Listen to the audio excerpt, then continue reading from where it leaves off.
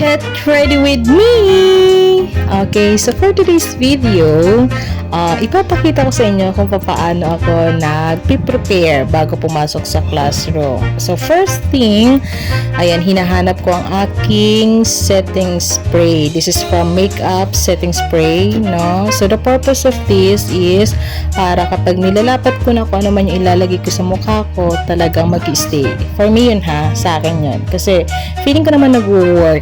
Mga 2 weeks ko na siyang ginagamit. And then after that, papatuyuin. Kapag natuyo na, next is sunscreen. So, ang sunscreen ko is from Brilliant. Ayan, ganyan ko siya nilalagay sa aking mukha, no? Pakunti-kunti hanggang sa malapatan lahat ng area. So, mamaya ko pa yan i-spread. So, actually, gumagamit na ako. I'm a user of I'm a user of Brilliant since senior high, no? Nagsimula ako sa kanilang sabon. Pahiyangan kasi. So, nahiyang ako sa sabon ng Brilliant hanggang sa nagustuhan ko yung sunscreen. And then, after that, ayan, make sure na lahat ng mukha ay malagyan. So, for those girls out there, no? Sunscreen is a must. Hindi lang siya kaartihan, especially kapag tayo ay lumalabas. Lalo na kapag nasa labas tayo or kahit nasa loob tayo ng bahay, kailangan pa rin nating maglagay ng sunscreen sa ating mga mukha to protect us, no, from the UV rays na nanggagaling sa araw. Okay, ayan. Hinahalo ko lang or ini-spread ko lang siya evenly sa aking mukha. So, dapat pantay para hindi tayo magmukhang, alam niyo na, ayan, chika-chika with Teacher Mai. Tapos may mga students sa gilid na talaga namang ready na sa exam. Ayan, hindi ko pinapakita yung braso ko ha. May electric fan kasi sa gilid. Ayan, and the next is hinahanap ko yung aking foundation. Yes. Second step is to put foundation on my face. Okay, so by the way, ang foundation ko pala ay this is from Says Lady. I think tama naman yung pag-pronounce na. Correct me if I'm wrong. Says Lady. Yes. Sabi nila maganda raw ito. So sinubukan ko. Actually, okay din naman siya. Na-enjoy ko din naman. Okay din naman siya sa mukha. Ayan. Habang naglalagay ako niyan, ang kakwentuhan ko niyan si Teacher Mai. Nagkakwentuhan kami tungkol sa mga bagay-bagay. And also, tungkol sa, ayan, may biglang malambing na lumapit. By the way guys, that is Santi. Na my grade 1 students. Santi is the most sweet boy. Napaka-sweet ng batang yan. Napaka-expressive. Like one time, natuturo ako sa sinabi niya, "Teacher, you're so beautiful. Teacher, you're so good today." Napaka-expressive niya. Nag-I love you din yan. Okay. Next is after no foundation, lalagyan naman tayo ng eyeshadow. This is from Careline. So, sa eyeshadow, as much as possible, gusto ko yung tint or yung lip tint ng Careline kasi napakaganda ng kulay niya. Gusto ko yung shade at mas gusto ko yung tint kaysa sa powder. Hindi ko alam kung bakit kasi feeling ko mas nag-i-stay kapag tint. For me lang ha, ewan ko sa inyo. So syempre may kanya-kanya naman tayo. Ayan, dapat tapangan natin, lagyan natin kapalan, tapangan para unang tingin pala ng mga bata matatakot na agad sila. Ayan. So, tinatapangan ko pa. Pangatong patong na ata to. Maya-maya mukha ng apoy. Ayan. Chika ulit, syempre. And then, so by the way guys, tuloy pala yung exam ng mga bata. So,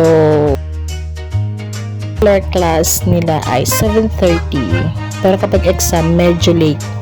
So, wala tayong masyadong iPad dyan dahil hindi tayo nangangarag, hindi tayo naghabol ng oras. Ayan, 8 na ang pasok. So, sana exam palagi, di ba?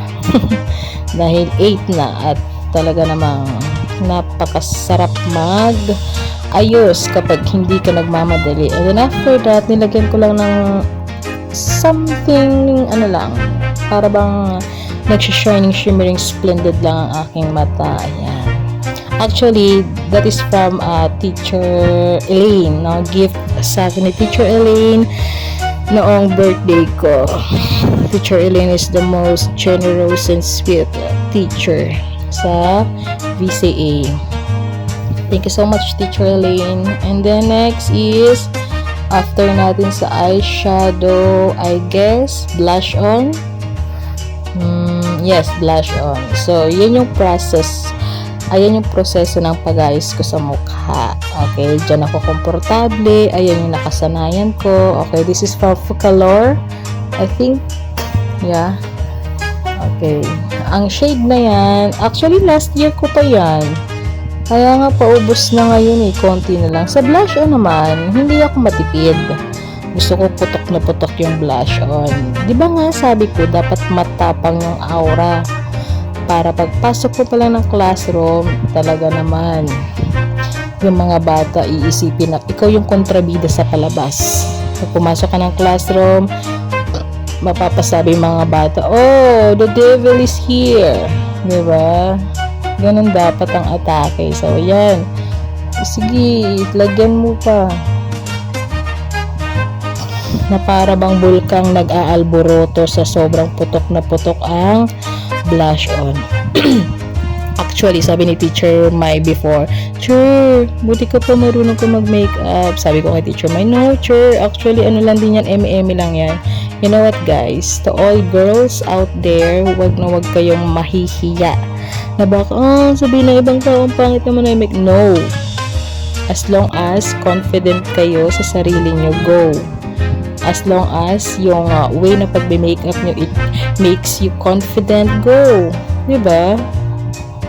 Kayahin nyo ko, putok na putok yung eyeshadow, yung blush.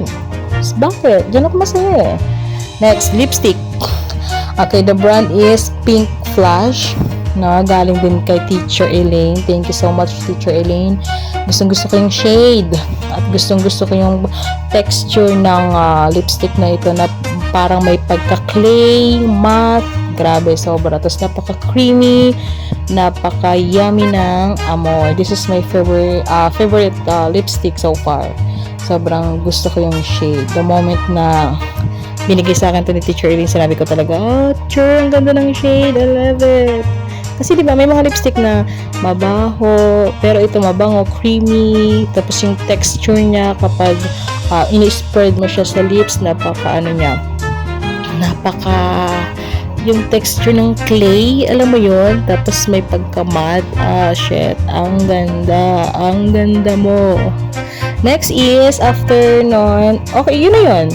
Mag-a-add na lang ako ng konting foundation kasi yung Vulcan mukhang puputok, so hindi pwede. Lapatan natin ng konting foundation para medyo chick girl, pa-baby girl lang ang atake natin. And then sa liig, syempre, diba?